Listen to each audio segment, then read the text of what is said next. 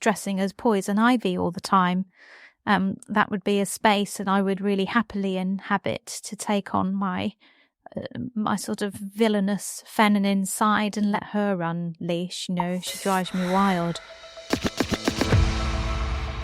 Welcome to the Jenny Raven podcast with LadyC and me. Welcome to this podcast with me, Jenny Raven. It's a very special podcast because one of my lifelong friends is joining me to discuss all things that are at the centre of my heart about sexuality, cross-dressing, discovering who we are. So please welcome to the show, LadyC. LadyC, how are you doing?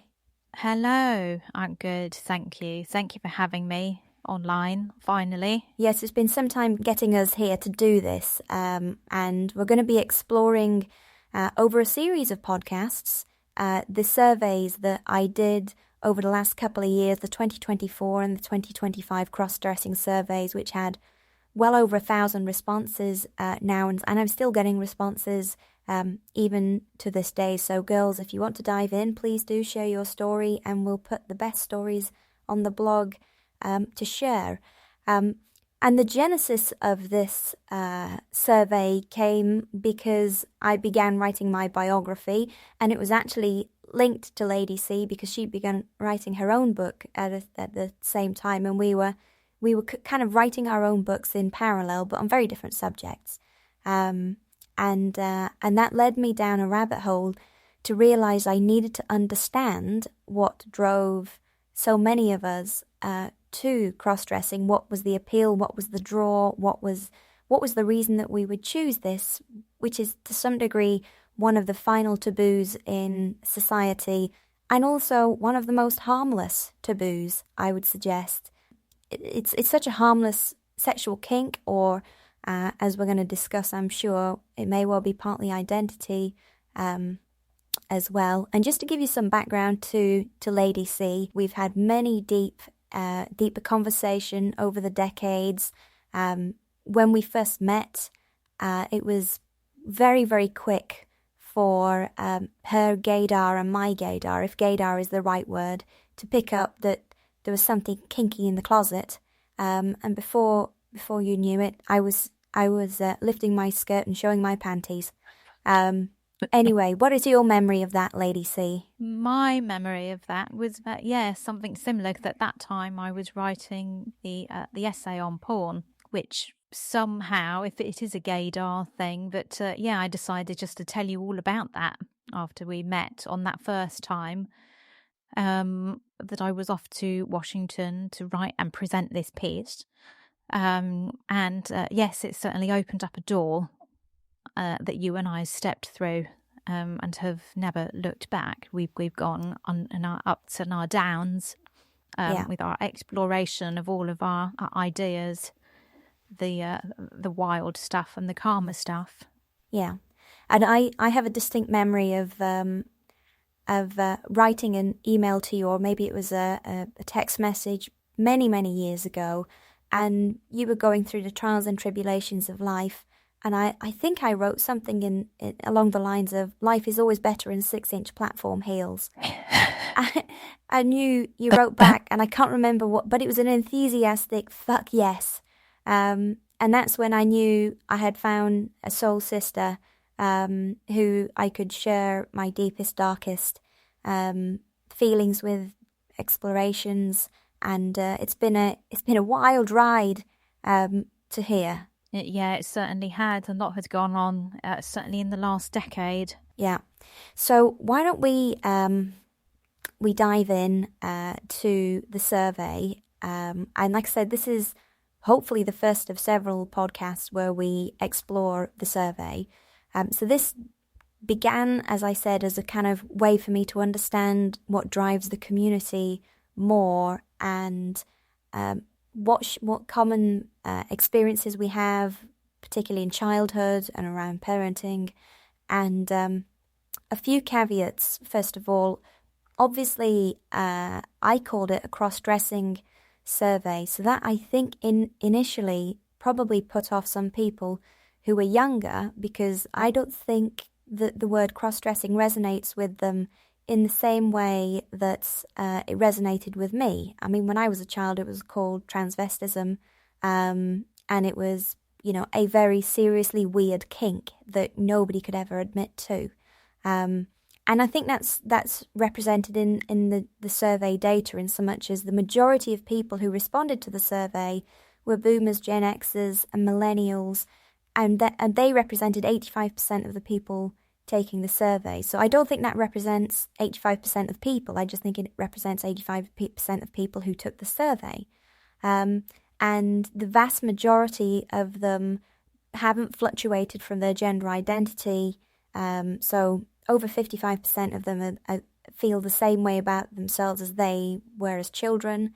And overwhelmingly, they're attracted to women, with some of them being pansexual, bisexual, only a small degree are trans women or trans men. So I think what I'm setting up here is that this conversation is about people of a generation and their understanding of their sexuality told through the eyes of their experiences growing up, whether that's genetic, social, familial, whatever those factors are. It's very much skewed in the direction of kind of Gen Xers, with some younger boomers and older millennials. And for those people, it's very much cross-dressing is the phrase that I think resonates with them more than it does trans. And we're going to dive into an exploration of the data as well, and I suppose how it impacts on me, what I recognise in me, and maybe Lady C as well. So, Lady C, you've had a look at the data. What is jumping out to you at the moment as some common themes, ideas, feelings, thoughts? Yeah, I just wanted to speak to what you just said there, really, about the generational thing, because a lot has changed. The landscape has really changed over the last 30 years, certainly. As you said, with it being transsexuals or transvestites, it was kind of quite clear the distinction between the two. What's really interesting now is how that's changing, how the youngsters are changing that today. And I think cross-dressing, interestingly, is still left in its box, the still undiscussed box, and it's almost like it's become, this is probably controversial to say, it's actually more acceptable to transition into the opposite gender than consider a cross-dressing alter ego, as it were. So I think it's definitely in all of the, as I've read through all of the responses, it seems clear to me that it's largely a boomer and Gen X thought process and feelings that have gone on behind all of this, because I think to take a cross section of the youngsters today, the answers I think would be very different. Yeah, I would agree with that completely. And I suppose it's one of the things I'm exploring in my biography, which is I suppose the question, if I were 12 or 15 now, having the experience I had when I was 12 or 15, would I be considering transitioning? Would I consider myself to be trans? And I think the answer is probably yes. I probably would be. I think so, because it would be more socially acceptable for you to go out there and say, actually, mum, dad, I'm trans, rather than mum, dad, I want to put stockings on and have a wank. My experience of, my mother did find out at a very early age that I had a stash of, a very limited stash, unlike my current stash, which is extensive. And it didn't go down well. It was, you're going to hell, you're going to bring shame on the family, you're not going to grow up to be a sissy of a man, I won't allow that to happen. And I was very seriously loaded with shame, which is something that hopefully most people wouldn't ever have that experience now. It would be much more acceptable.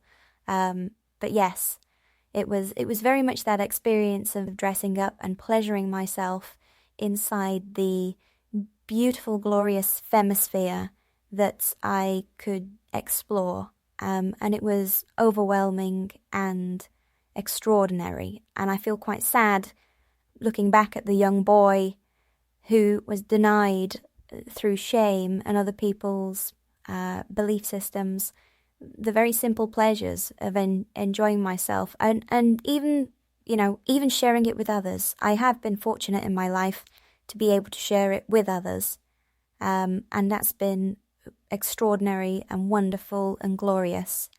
But it would have been even so much better if I could have shared it with so many more people. Yeah, and I think it's important to just add, there's a place for everybody, whether, and this kind of is, I'm speaking more to the generation of today, that there's still a place for cross-dressers, just like there's a place for the trans community and all of those variations that seem to be coming in for the trans community, of those that want to medically transition or those that don't want to medically transition but still call themselves trans. But I think it would be really interesting to do a survey. We've spoken about this before. To do a survey on the female, get biological females, to get them talking, because it's clear in reading through the comments on your survey that these men and their ideas of femininity, that they're all getting their rocks off to their idea of a feminine persona.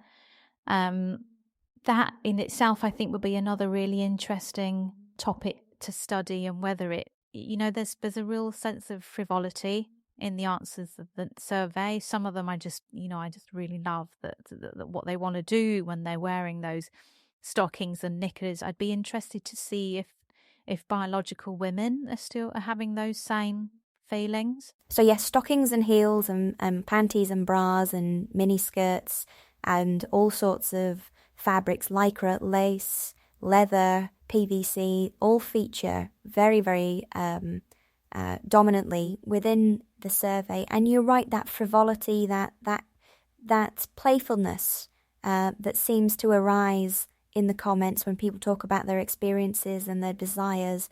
There's also a kind of melancholy. There's definitely a level of melancholy where people have found themselves trapped in relationships that disallow the meeting of those needs. And so that part of them gets locked away, and either it gets locked away and dies, or it gets locked away and comes out spectacularly, when it shouldn't do. Maybe that results in, extracurricular or extramarital behavior. But it's an inevitability. I know that from myself.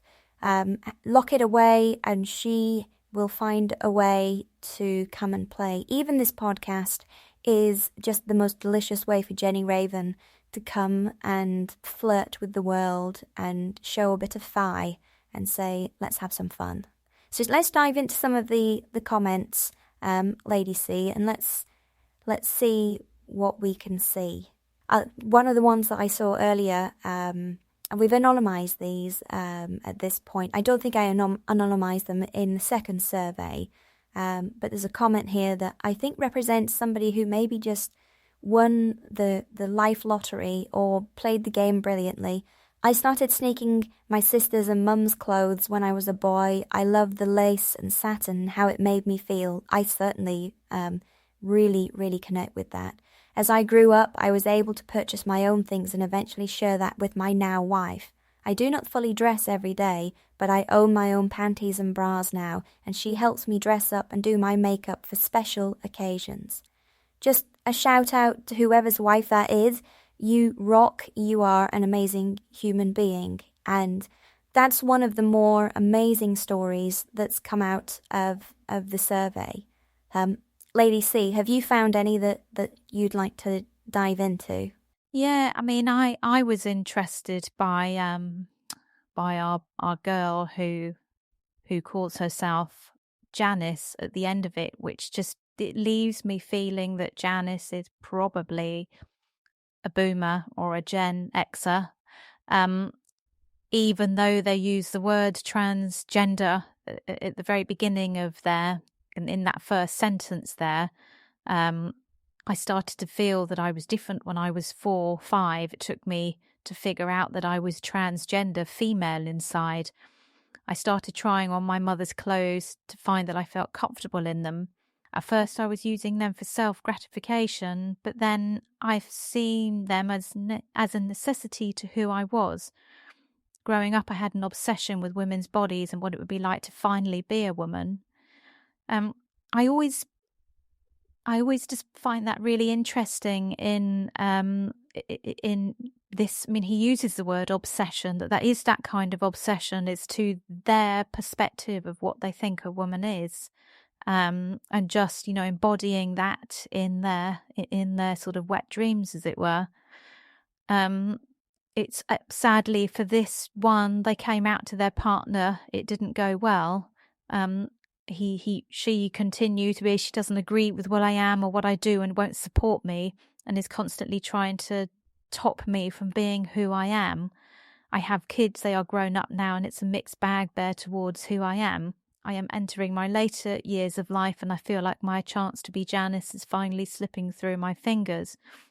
I mean, this person kind of speaks to, to what the stereotypical transvestite, to use that old term, has always been of, middle-aged men tending to come out of the closet a bit more. And what studies have found is that many of those middle-aged men have had that female identification from a really young age. Again, whether it would come under the category of transgender or cross-dressing is always an interesting one.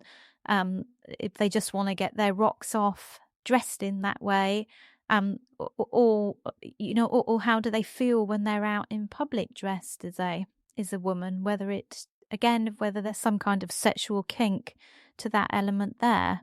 I mean, again, I kind of find myself always wanting to say when we're having these what are now controversial conversations but does it really matter?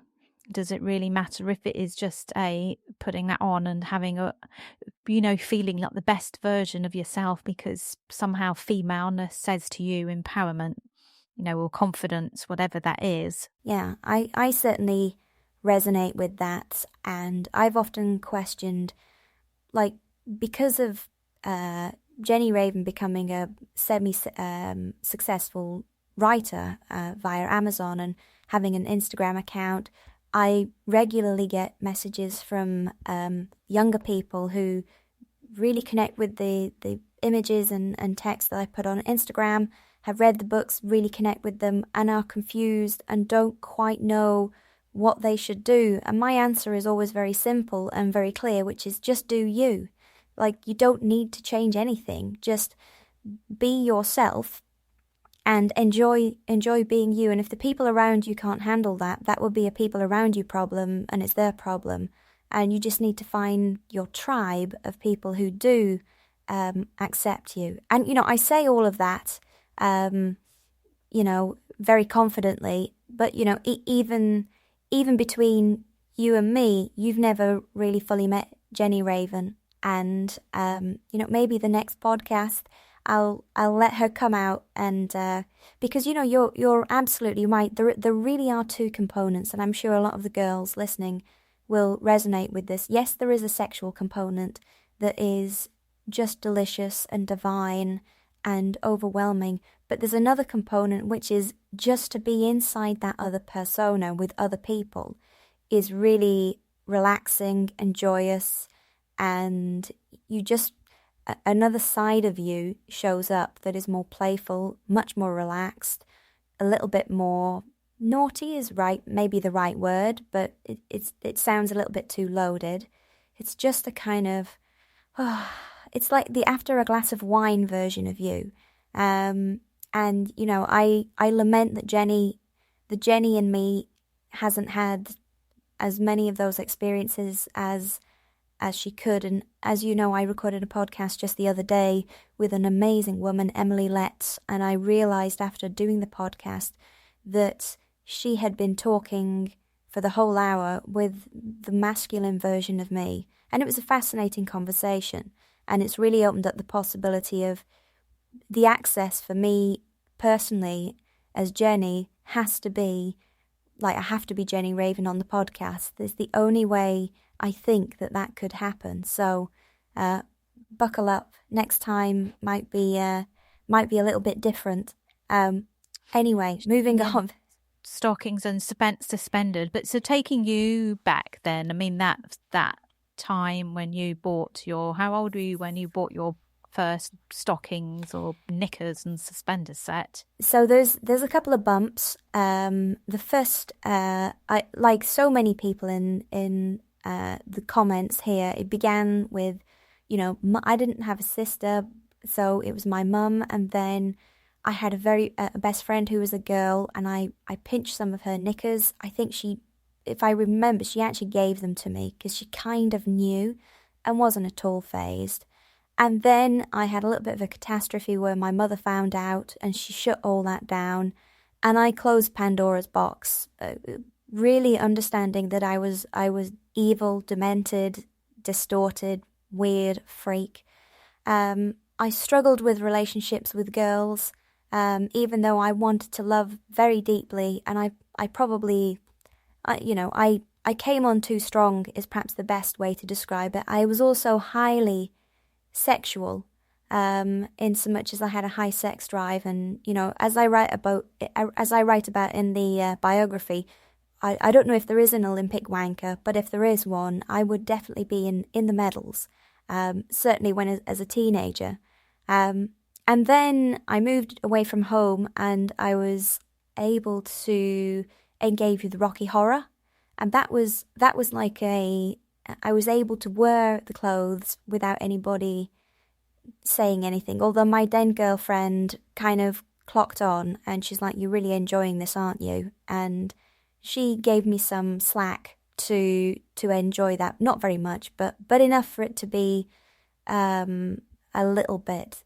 But the real turning point was when I moved fully away from home, and I was able to go and I bought myself some black lace top stockings, and I managed to find some high heels in a second-hand shop. This is before the internet, so things were almost impossible.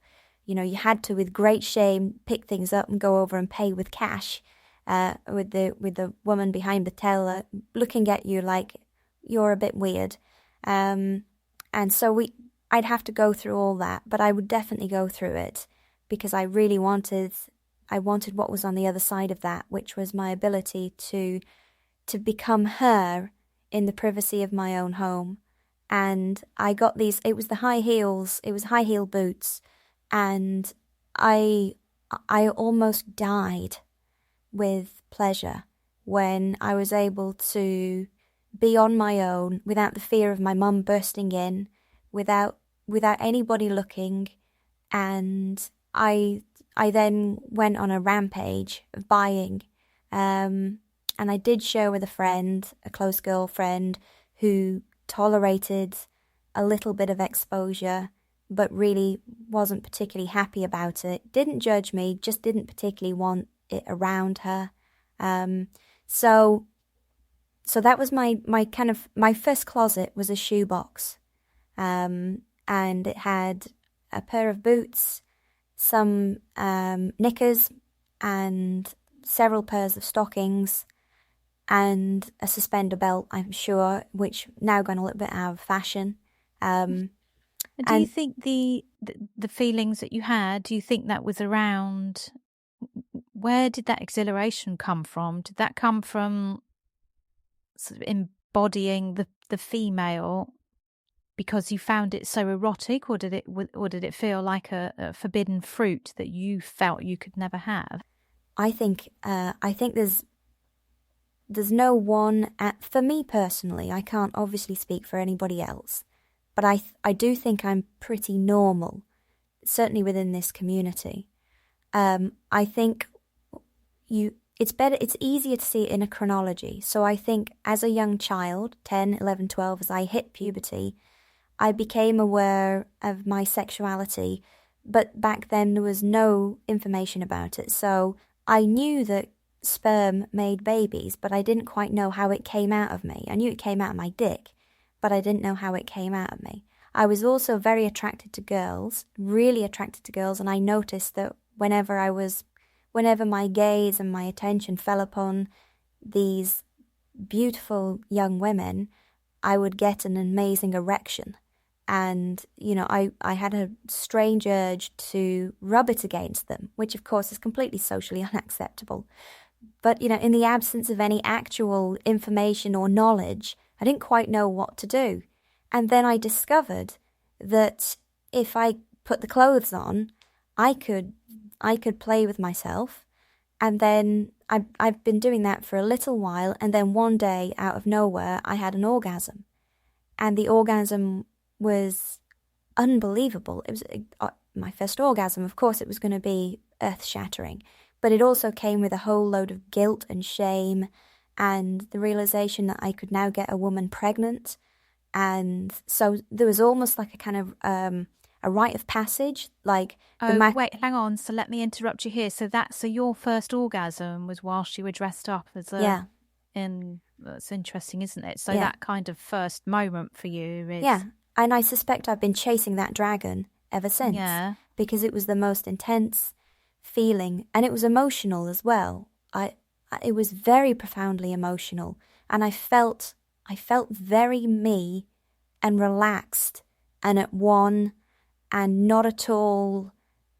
I didn't feel like anything was wrong. It felt beautiful and perfect.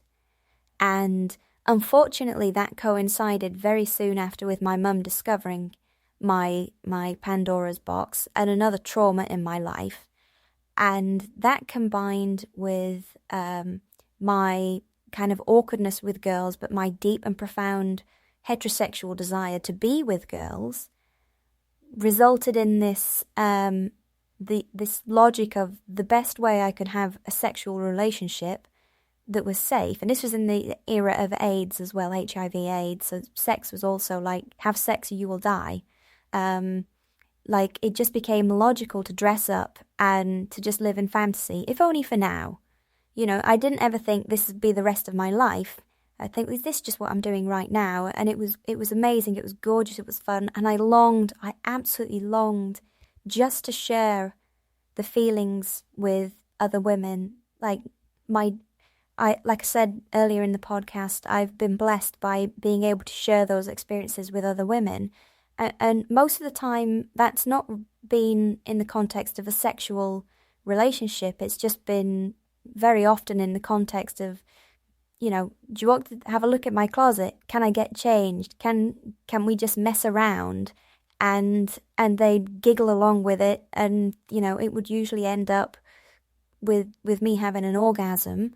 And very often they'd have a camera in their hand, which is a whole other thing about, I suppose, being watched, accepted, desired, even if it's desired by the lens. I've not really unpacked that fully yet. But they've always been fun and all of those people I've maintained healthy relationships with. Nobody's felt weird about it. So I think where most other people were quite literally shagging behind the bike sheds, I was locking myself away and putting on my knickers and getting sexual arousal that way. So it grew and it grew and it grew. And of course, being taboo, that was a thing, being forbidden. And I can't remember how you characterised your question now because I've gone off on a tangent. But no, I'll have a whole new question for you. Okay, well, let's go. You said it there, being with the camera being desired by the lens, which sort of brings me to another comment here, where this person says, I first started cross-dressing when I saw movie stars doing it, and I was stimulated in a very different than usual manner. I'm not quite clear on that, whether they're referring to movie stars cross-dressing, or whether they're referring to just, glamorous women of those days. And I think it's that, again, I kind of go back to, I'd love to just do a study of whether women have been doing it this way, in all the feelings behind the women doing that, because there is, that the feminine form is so incredibly alluring, and we have been fed a kind of template through movies. That's not even taking social media into it now, but we've been fed a absolutely gorgeous template of what femininity is, and it's my question to you, I suppose, is kind of, I think what you'd find is that many women don't feel, we're too busy looking at that kind of beautiful feminine specimen and feeling like we can't ever reach it, we can never get there because we are fat and all of those things that women will feel. So it's always interesting to me that men can get there by putting on a dress and some stockings, and they're in that space so much quicker than women are. Yeah, I mean, it's an interesting observation because, I mean, you know me personally, and I am a person who has a little bit of weight on. And when I make that transition, I leave behind the unconfident masculine. I'm not that unconfident as a man in my masculine energy. I can definitely, and I adore and love being the masculine energy in a relationship. It's just occasionally, sometimes, perhaps even often, I want the feminine as well. But when I slip into the feminine, I have a visual image of myself that is so unbelievably alluring that I don't have any fear of what my body looks like. And I suspect, to be fair, all of my encounters while being dressed, especially those with other women, it's been so much, they've been laughing and giggling, and if it's been arousing them, they've been enjoying themselves as well. And I suppose what's happened is I've had my feminine, sensual, sexual being confirmed repeatedly because it's always been good. I'm having this revelation now that I've not had a bad experience in stockings and stilettos and panties and, red fingernails. I've literally never had a bad experience doing that, but I've had plenty of bad experiences being a young man trying to connect with women. And when I say not bad experiences, not just the ones on my own, it's obviously the ones with other women. They've always been good and playful and delightful and delicious. I'm just having that realization now. So of course it's alluring to me. Of course I want it because I have nothing but good experiences. But so in your head, then you visualize a version of yourself that you're essentially not, purely by the virtue of being male in women's clothing, but because I find that really interesting as a woman that I'm not sure I could ever get to feel that gorgeous and sensual, certainly not in midlife now, maybe in my younger days, but where you still get to a place where you feel all of those gorgeous, sexy things, and it would take more than stockings. Yeah, no, I get that, and I don't think I lie there or stand there and imagine myself looking like Elle Macpherson or something like that. I don't even care. It's more like I'm here, I'm inhabiting my complete sensual sexuality, and girl, you are going to enjoy it with me. And, there's always lots of, we make sure everybody's comfortable, we make sure everybody's, we've got trigger words and all of that. But somehow that erotic confidence, and I remember a conversation we had once, this is going back a decade, I've brought it up to you several times, but you used this phrase and it hit me like a thunderbolt, and you said, oh, it's when you're inside your erotic energy. And I'm like, that's exactly it. Like, I can feel myself even in this conversation now entering my erotic energy, and there's a confidence starting to come out of me. There's a desire to be more flirtatious and playful. and it's the erotic energy that's rising in me, and she is so confident and sexy and alluring and desirable. And I just know that it's very strange, isn't it? How, the paradox of you being a biological woman who, I think is gorgeous, not having that confidence to be that sensual version of yourself, and me being, a bloke with a dick. And I know that you've said I'm attractive in the past, and yet I can't seem to quite inhabit that version of myself. And yet when I've got a cute miniskirt on, it's a whole other story.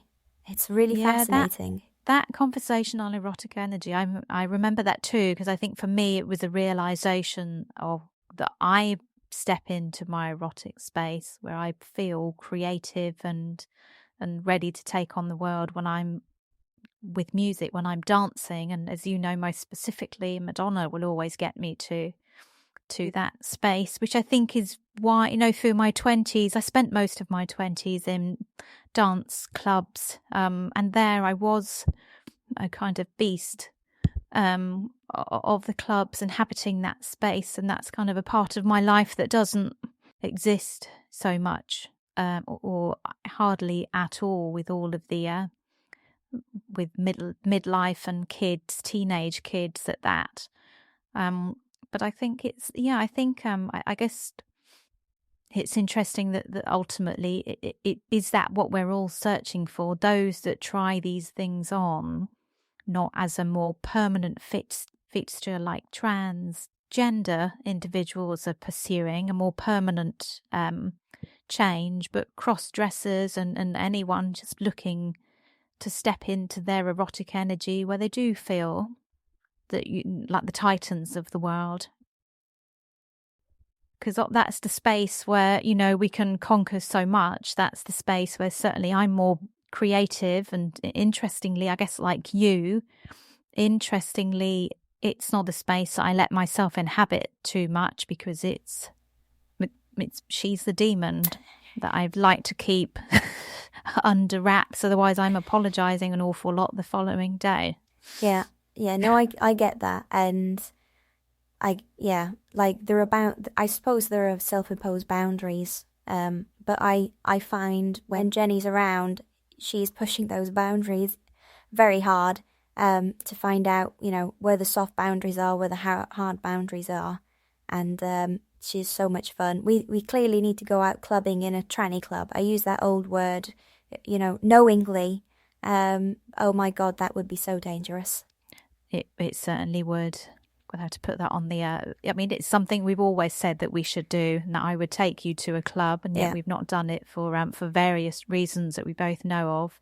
Yeah. It's something that needs to be done. Yeah. So if you're listening to this podcast, girls, give us a thumbs up and say go on clubbing, and we want to see the photos. And which clubs? London. Yeah.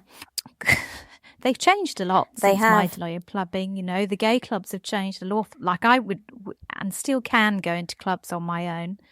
But having gone in on my own, I've noticed that they're very different to what they were. Yeah. 20 odd years ago. Again, I'm kind of looking at these comments again here and just seeing that same sense of desire through all of them. My first experience with dressing was simple with my mom's pantyhose. I was an early teen and found a pair, and oh my God, how they felt so soft. I just had to try them on and see why I always see girls wearing them and look amazing in them. I was hooked ever since. It's such a powerful aphrodisiac, isn't it? Yeah. That these people are getting from these. Here's another one. I love cross-dressing because hot-looking girls always get more attention than men.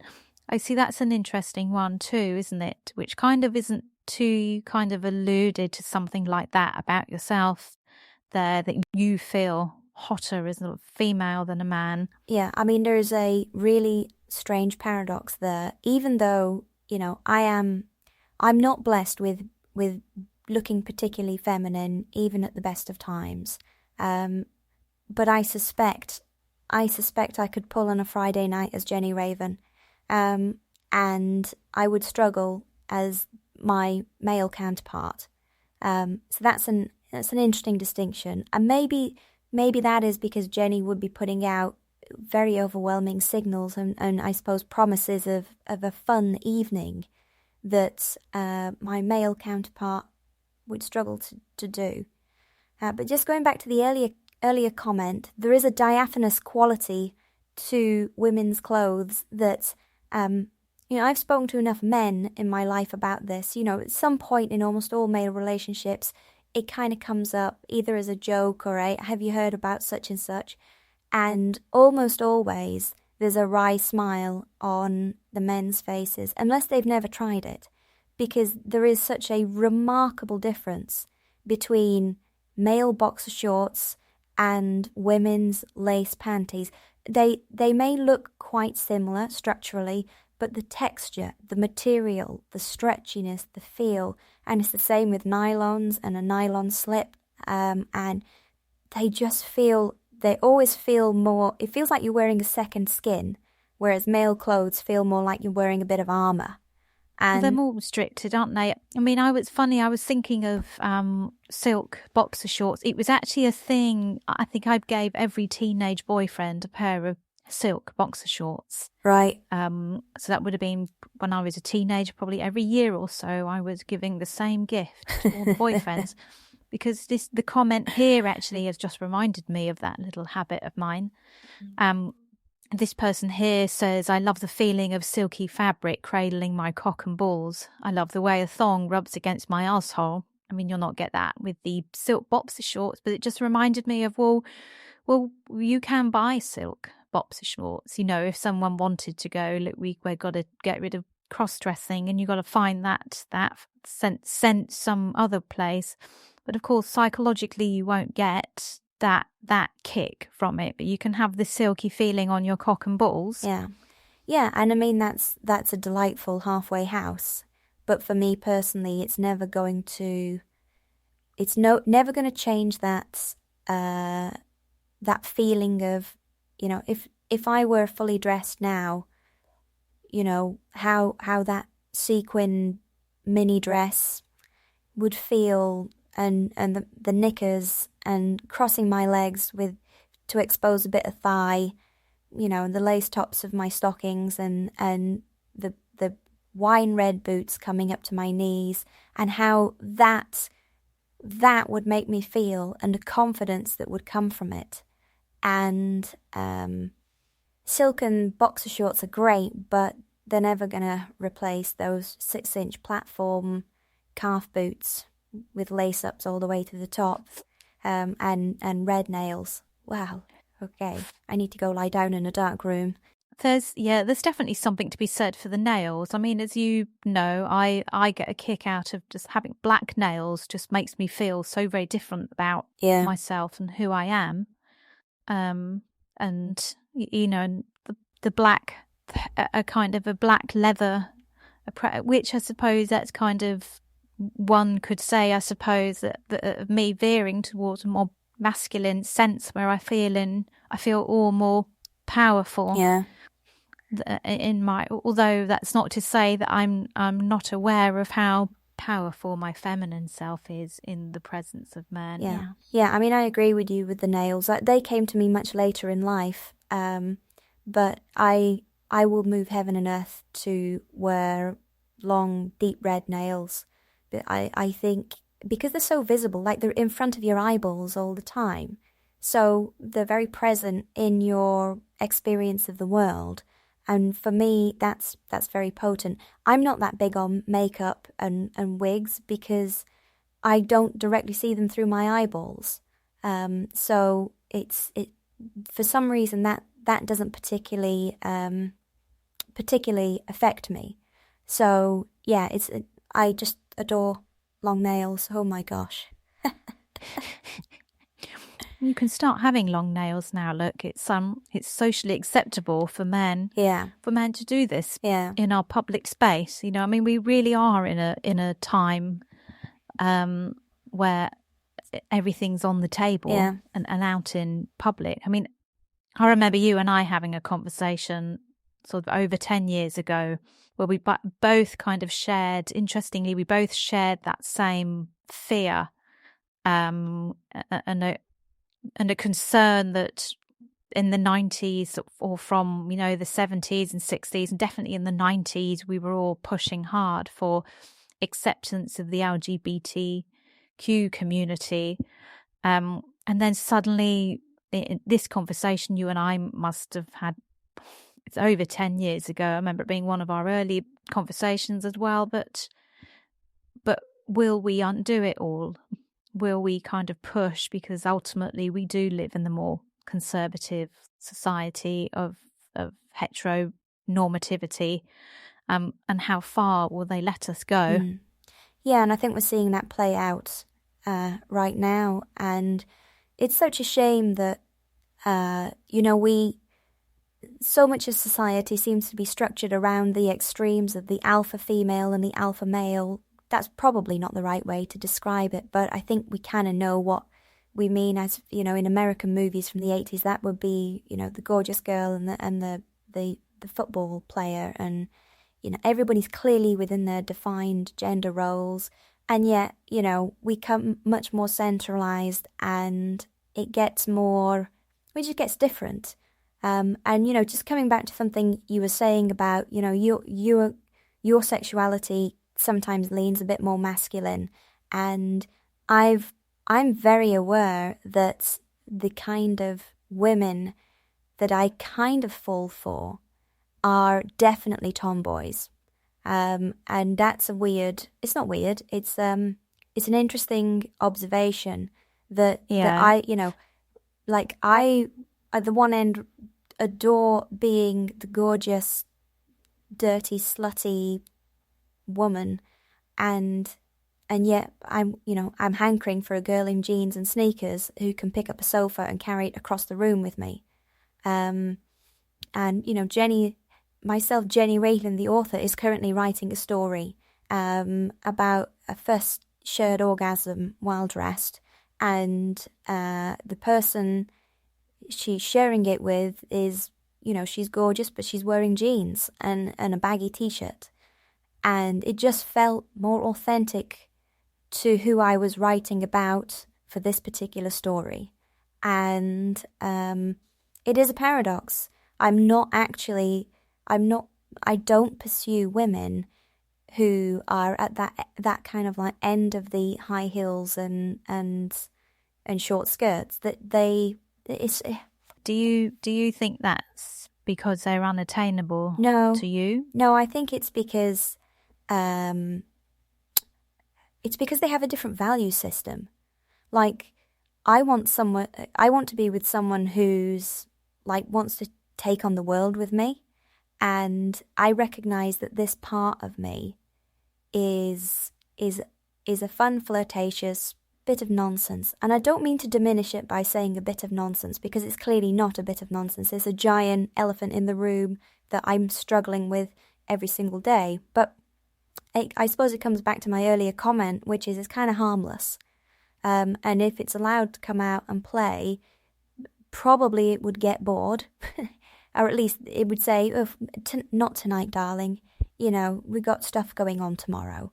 And I reckon this comes down to that, we're all different personalities for different reasons.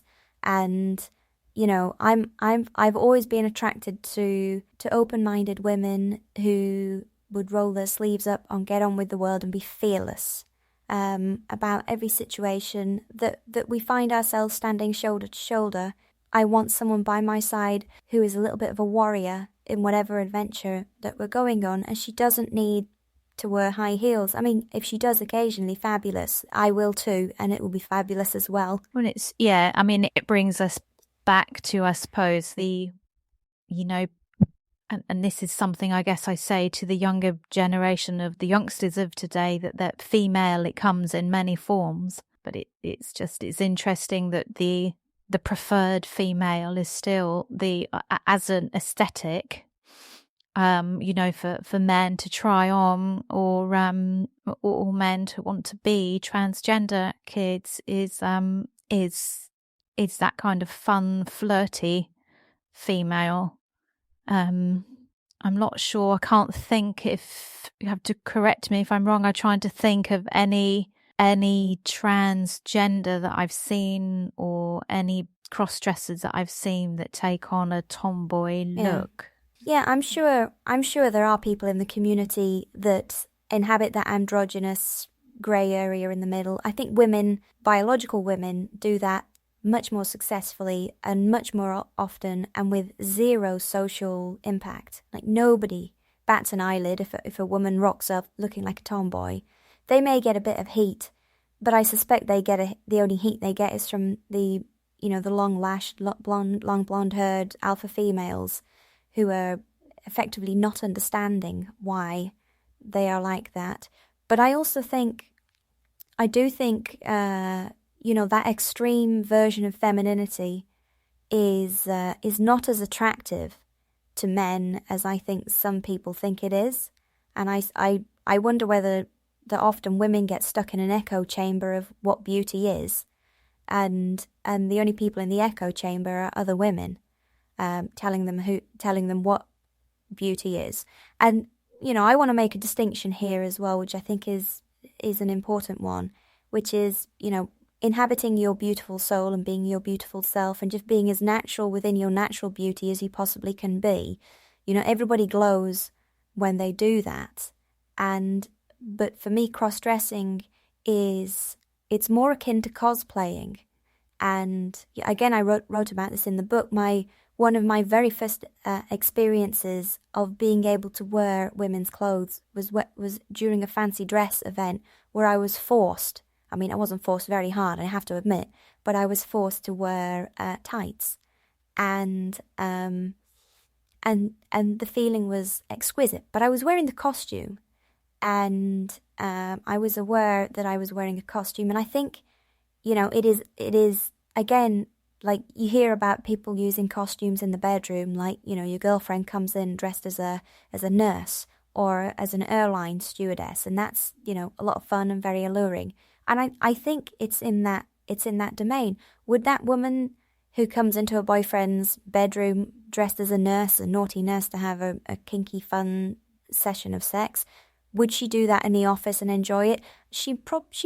If she could do it, she probably would enjoy it. It's just not socially acceptable to do that. But I would put money on it. If you could, in fact, you can see it out in the world. There's that great quote that goes around socials that the only night of the year that women are allowed to dress as total sluts is Halloween in America. And they all do it because they just love the sense of what it gives them. And I don't think it's as simple as I want to dress slutty. I mean, that's part of it, I'm sure. But I think there's more to it than that. It's just kind of a letting yourself inhabit this other version of yourself that is just more confident, more... I don't know what it is. Again, I'm discovering these thoughts as we're talking about it. I haven't really thought about it. Well, I think it's interesting that you bring up cosplay, because that's something that has fascinated me of more... How long's that been going on for? The last sort of 15, 20 years now? It seems to become an actual thing that people are going to events as dressing up. Yeah, it's probably always been there, but it's just been on the fringe, and it's just been called, fancy dress. Well, that's right, and it was kind of narrowed down to a couple of select times a year. Yeah. It's interesting to me how that has exploded into, people spending thousands of pounds on eBay buying Batman suits and bits and pieces. And I mean, again, it's, my feeling on all of these things, that we are human, whatever floats your boat, and there's space for everything as long as we're not causing harm to anyone. But it's just, it's intriguing for me how we feel when we dress up, and whatever that is when we dress up, if it's, men dressing as women, cross-dressers, or we want to put, my big kink would be, I suppose, dressing as Poison Ivy all the time. that would be a space that I would really happily inhabit to take on my sort of villainous feminine side and let her unleash. She drives me wild. And I guess I kind of feel, not that I feel too old to be doing that, but I'm beyond the point of wanting to go to a cosplay place or Comic Con and go dressed as that. But what's really fascinating there, like, I know my situation isn't perfect in the world right now, but I can guarantee that if there was an event and I said, look, I'm going to go dressed as some gorgeous female character from a film to this event, I'm just going to do it, and you're going to come with me as Poison Ivy, you would go, fuck yes. And oh yeah, baby, I would definitely go with you. Go if there's a reason to do that. My only hesitancy, and I acknowledge that this also comes from a place of, I did grow up in a very conservative family with very conservative parents, and as you know, that a lot of the difficulties that I've had as becoming a mother was that this wild woman really wasn't fit to be a mother. And that's been my deep struggle over the last, 17, 18 years. But yeah, hell yeah, to take it kind of outside of cross-dressing is the kink here. Well, then my kink would be Poison Ivy. Yeah. And Harley Quinn, just because they can both be deliciously gorgeous and evil. Right. Okay. Well, listen, we're coming up to an hour, and I think if we don't stop now, we'll go for another hour. So are we going to do another one? Should we do another one? Yeah, no, I think we should. Do I think podcast. We should, because we've got a lot more that we can go through. We've got 1% through the survey. Okay, so I'm going to ask you some questions now about the next one. So what I usually do at the beginning of these podcasts, and because you're such a close friend, and I was nervous about stepping into Jenny Raven with you, and of course it's gone brilliantly. Like, what was I thinking?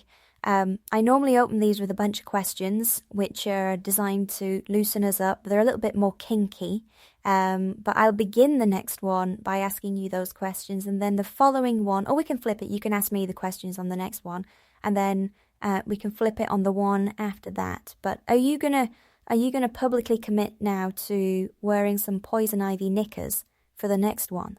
Oh God, yeah, let's do it. So what are you going to be wearing? If, with your permission, I will go full Jenny Raven. Do it. Okay, that is the date. I'm not going to sleep now for the rest of time until that happens. Okay. We've unleashed. We've unleashed. We've unleashed. We have. We're off the dog leash, baby. But what it really speaks to as well, and I think we met. When we met, we were both in a difficult place. You're in a much better place now. I'm not quite in as good a place. But what I recognized in you was a kindred spirit, and I think there's we need to adjust our peer groups in some context, particularly in this context. I don't know about you, but I feel very alive.